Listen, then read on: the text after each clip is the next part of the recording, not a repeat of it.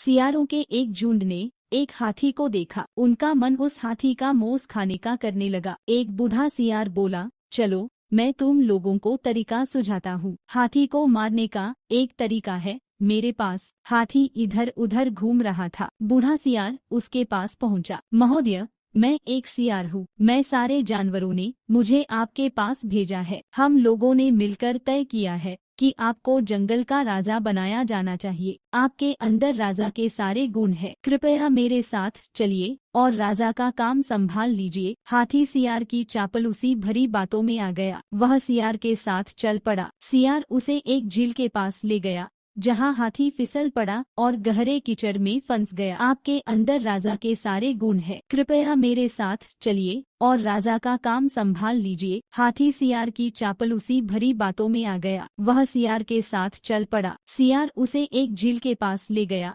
जहाँ हाथी फिसल पड़ा और गहरे कीचड़ में फंस गया। मेरी सहायता करो मित्र, हाथी असहाय होकर चिल्लाने लगा। सियार कुटिलता से मुस्कराया और कहने लगा, महोदय, आपने मेरे जैसे जानवर पर विश्वास किया। अब आपको इसकी कीमत जान देकर ही चुकानी पड़ेगी। हाथी कीचड़ में फंसा रहा और कुछ देर में मर गया। सारे सियारों ने मिलकर उसके गोश्त की दावत उड़ाई।